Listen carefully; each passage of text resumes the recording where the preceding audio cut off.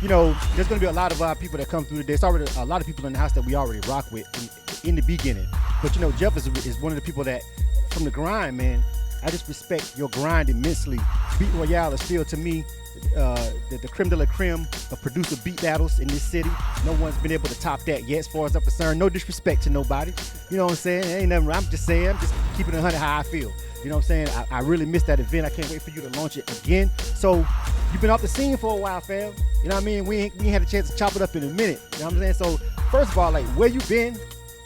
What's going on? Holler at my people, bro. Well, man, anybody that know, of course, like you said, with Beat Royale, dynamic producer, we always want to do events that was for producers, songwriters, and artists, right, and to bring people together right, in an environment of networking, just like this MBE concert that we're at right now. It's all about networking.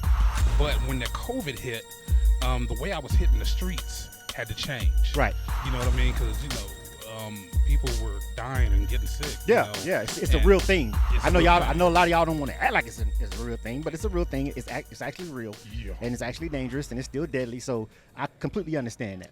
I had pre-existing conditions myself. Right. And because of that, I took myself off the game. I was like, I'll back away from everything. Right. People were inviting me to listening sessions, open mics.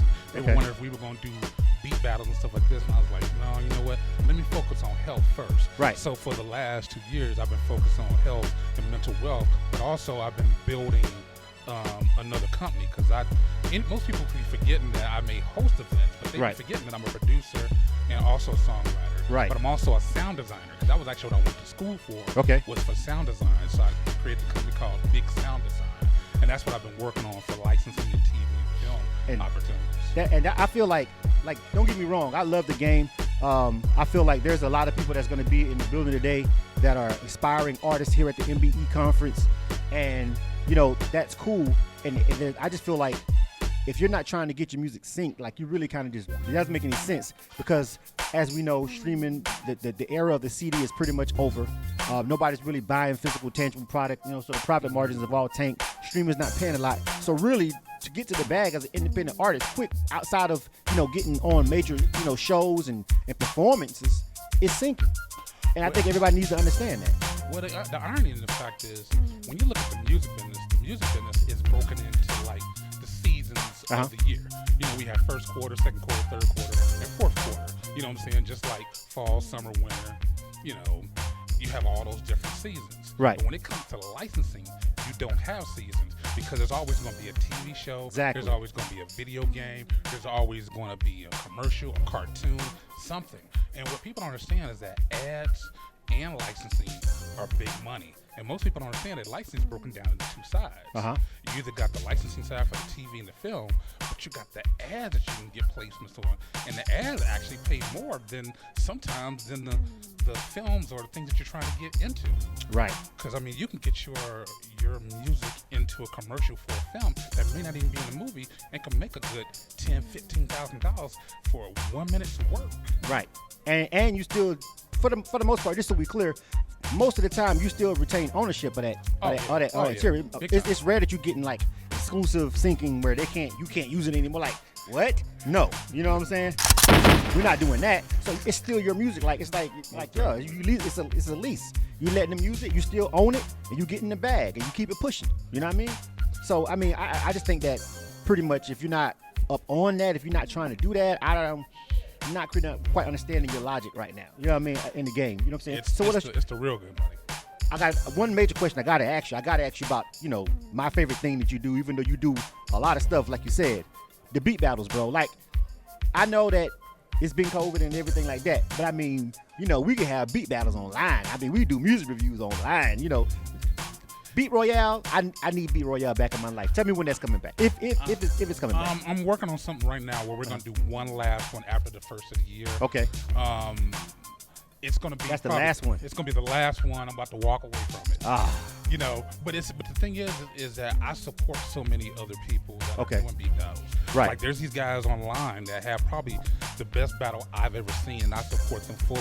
It's these brothers called the Gauntlet Beat Battle. I've seen that one. I've watched it, and it's good. Their battle is incredible. I support. Listen, online was like literally made for that. Like, that's what I'm saying. Like if you want to keep going, I'm just saying, Well, to be you honest got with you- some people that you know what I mean really understand how to make that happen for you.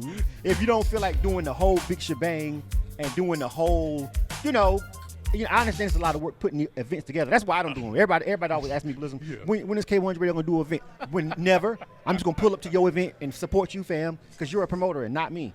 All right. What happened was, if you ever watch how we do Beat Royale, Right. I do Beat Royale like a mini conference. Right. And I put a lot of time into it to make sure that the artists are performing tight, that the music is a certain way. Right. I mean, I spend, like, me and the engineer are being there for hours just making sure that the sonics is right. Because if a producer is going to be making his music all that time, Right. I want to make sure that it sounds as good as all the time they've been spending Right. working in the studio. Right. I haven't felt that comfortable with doing it online like that to trust that the sonics would always be good. And That's then why you online has a lot of problems sometimes of going down. Right. You know what I'm saying? And I don't want to be in the point where we're in the middle of a thing and all of a sudden my mic go out and I can't figure out the back end of what's going on, or me That's figuring why out you. my That's stuff why is you had it. playing. That's the same reason why you had the engineer at the venue. Is the same reason why you have the engineers online. I It hear ain't you. nothing different. It's just, you just got to ask somebody to know what the hell they doing. I mean, those guys for Versus didn't know what the hell they were doing when they started. Versus sound was trash when it started. Y'all know it. Boy. I'm not hating. It's dope now. Yeah. They got it all worked out. They got Thrill involved. They got real internet radio app guys involved on the back end of it. Now it's great.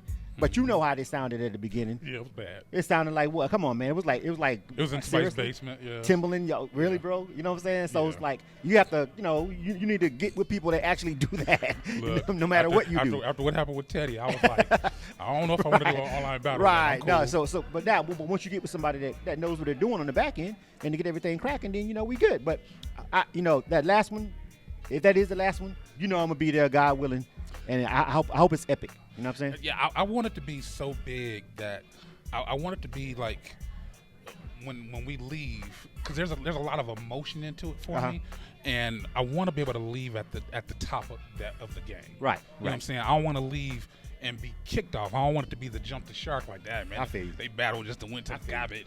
I I feel want you. we walk away because everybody has rocked with us for so long that to me it's emotional. Like, I don't know if you were there the night that me and because Mike used to be our original Right. host. Right. And I don't know if you were there the night that me and Mike, because Mike was going to go do some other things. Right. He was working with the Soul Food Cypher and some other stuff. Right. And we decided, Mike's like, yo, man, you a dope host. You need to host it from now and get you a DJ. And when he told me that, and I was like, dang, I just couldn't let Mike go off without us not acknowledging it on stage. Right. And the night of champions, he came in. And I don't know if you know, I had a tear in my eye that night when he came on stage and I invited him on stage. I was like, yo, man. I was like, I gotta let you know, and I just let him know how much I loved him and appreciated Right. him for all the stuff that we did. And when we hugged up in there, it was emotional, man, because Right. it was a passion of the torch. Well, that's kind of how I feel for that last Beat Royale. There's gonna be a lot of stuff Right. for me to try to not to hold back the tears because of all the people that's been rocking with us, from Right. you, Religion, Halle Berry, all these strong people that Right. were supporters of us and sponsors of us and been rocking with us from day one. And then just the people. And then all the producers that I've watched that have come up out of there. Come on now. We've watched people like Question and Yeah. Higgy. And Yeah. Just It's countless people that came Killer through that people. battle. You know what I'm saying? And just those, you're just naming a lot of good people in the gaming, a lot of good people in the industry, fam. So listen, I know that it's gonna be epic when you do it. I can't wait to be there for that.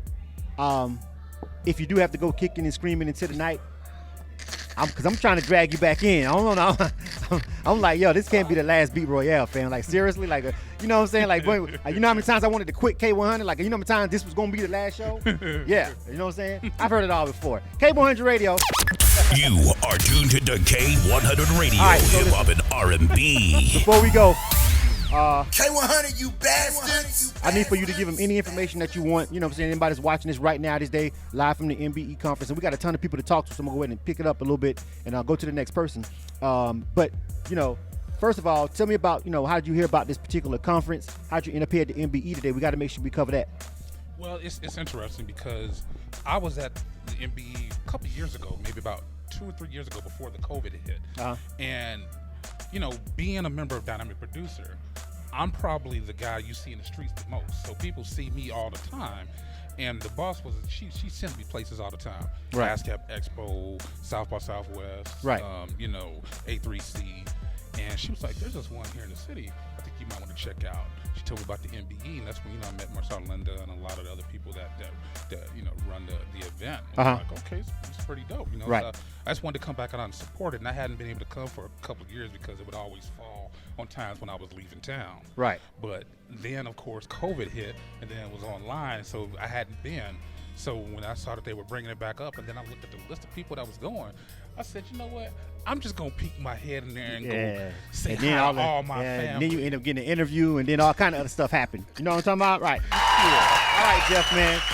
If they want to get in contact with you, bro, give out your social medias, because I'm pretty sure you still need, if you haven't seen a Beat Royale, when he comes back for that quote-unquote last one, don't worry about that. But still, that's what he's saying, whatever.